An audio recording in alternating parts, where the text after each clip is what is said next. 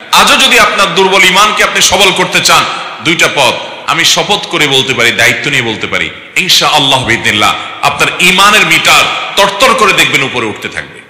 বিশেষ করে চতুর্দিকে যে ফিতনার জোয়ার চলছে তরুণদেরকে ইমান হারা করবার জন্য, কখনো শিক্ষার নামে, কখনো পাঠ্য বইয়ে পুস্তকে পড়াশোনার নামে, কখনো বিনোদনের নামে, কখনো খেলাধুলার নামে, কখনো ক্রীড়া কৌতুকের নামে, বিভিন্ন নামে আমাদের তরুণদেরকে আজকে ইসলাম হারা করাই হলো গোটা এই শয়তানি সভ্যতার, শয়তানি দুনিয়ার সবচেয়ে বড় কাজ, সবচেয়ে বড় টার্গেট।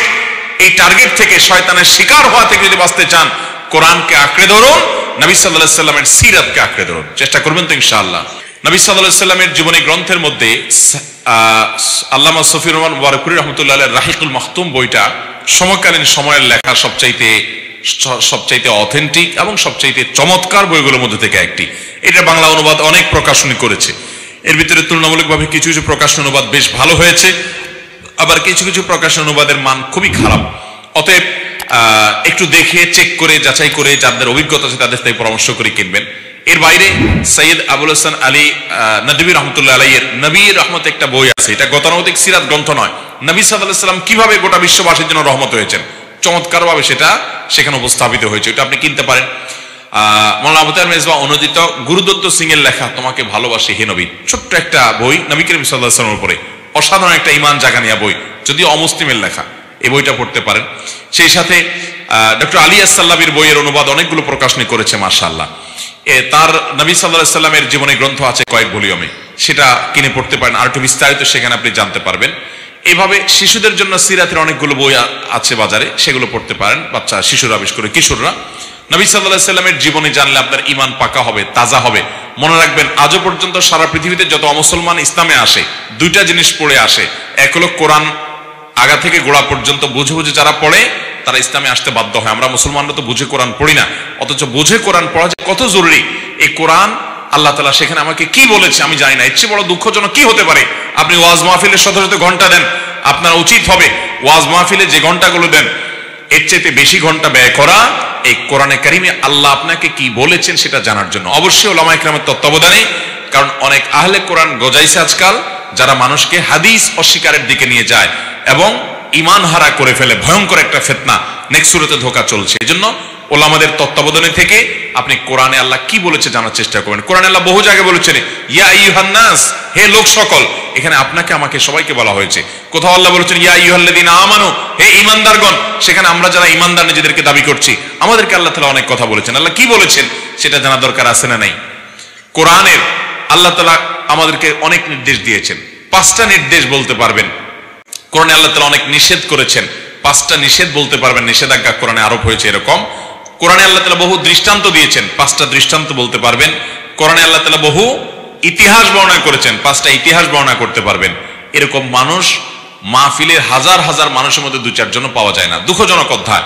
এই জন্য কোরআন আমরা তেলাওয়াত করব, না বুঝে তেলাওয়াত করলেও সওয়াব পেয়ে যাব, কিন্তু কোরআন আমাদেরকে বুঝে সেখান থেকে কোরআন অনুযায়ী, হাদিস অনুযায়ী আমাদেরকে আমল করতে হবে। আল্লাহ আমাদেরকে তৌফিক দান করুন। চেষ্টা করবো তো ইনশাআল্লাহ।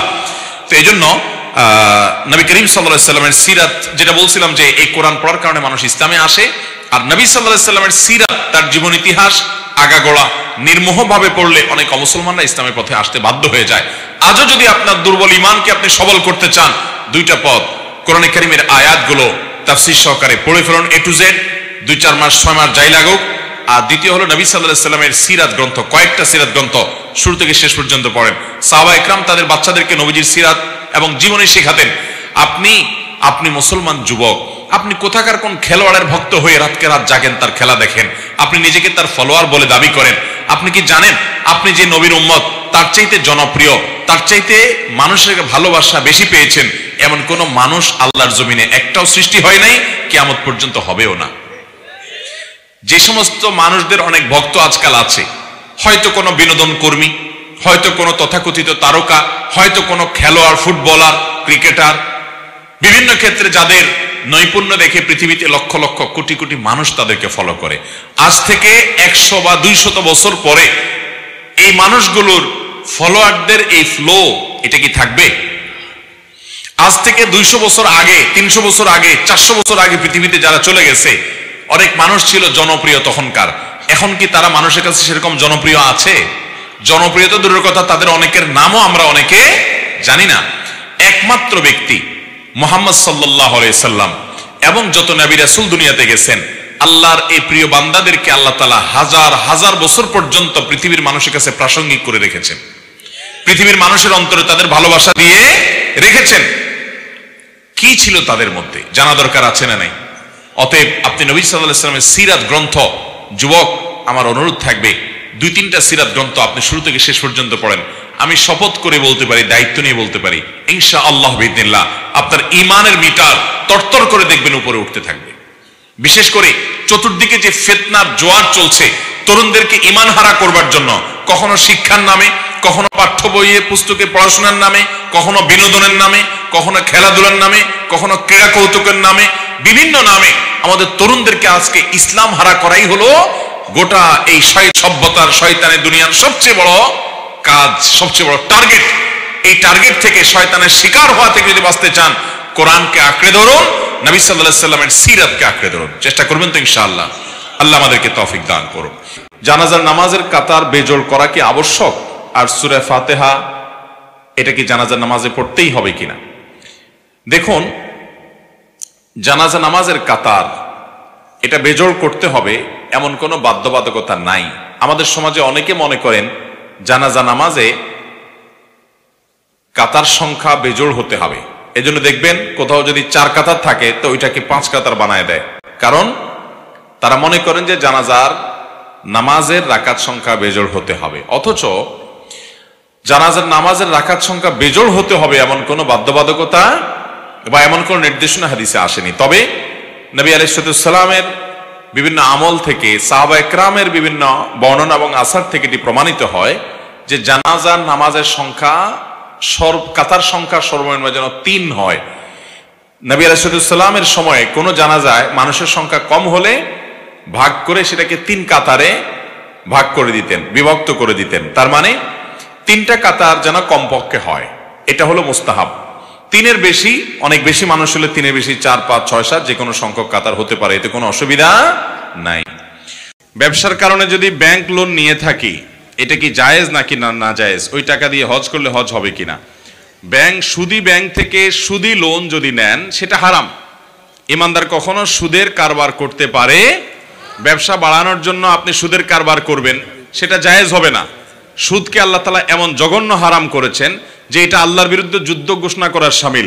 নিজের মায়ের সাথে জেনা করা যত নোংরামি, তার চাইতে বড় ভয়ঙ্কর অপরাধ হলো এই সুদের কারবার করা। বিনা ইমানদার না খায় থাকতে পারে কিন্তু সুদের কারবার করতে পারে। আপনি ব্যবসা বাড়ানোর চাইতে ব্যবসা আপনার কমান, আপনি সাধারণ জীবন যাপন করেন, কষ্টে দিনাতিপাত করেন, খবরদার আপনি সুদের কারবারে কখনো জড়াবেন। আর যদি আপনি হারাম কারবারে জড়ান, সে হারাম টাকা উপার্জন করে সেই টাকা দিয়ে হজ করেন, এ হজ আল্লাহর কাছে গ্রহণযোগ্য হবে না। নবী সাল্লাল্লাহু আলাইহি সাল্লাম বলেছেন, ইন্নাল্লাহা তাইয়্যিবুন লা ইয়াকবালু ইল্লা তাইয়্যিবা, আল্লাহ তাআলা পবিত্র, তিনি পবিত্র ছাড়া আর কিছু গ্রহণ করবেন না। আল্লাহ কোরআনে বলেছেন, ইয়া আইয়ুহার রাসূলু কুলু মিনাত তাইয়্যিবাত ওয়া আমালু সালিহা, হে রাসূলগণ তোমরা হালাল খাও। এরপরে বলেছেন তোমরা নেক আমল করো। আগে হালাল খাওয়ার কথা বলেছেন, এরপরে নেক আমল করার কথা বলেছেন। বিধায় আপনার নেক আমল হজ ওমরা তো পরে, আগে হলো আপনার উপার্জন হতে হবে হালাল। আজকাল আমাদের দুনিয়াতে মানুষ টাকা পয়সা কামাই করলে সবাই বাহবা দেয়, এই জন্য হালাল হারাম বাজ বিচার করে না। মনে রাখবেন, আপনি অন্যান্য আমল যাই করতে পারেন না পারেন, নফল আমল আপনি না করেন কোনো অসুবিধা নেই, কিন্তু উপার্জনে যেন ভেজাল হারাম না ঢুকে। আল্লাহ আমাদেরকে বেঁচে থাকার মতো ইমানি শক্তি দান করুন। জাযাকুমুল্লাহ খায়রা।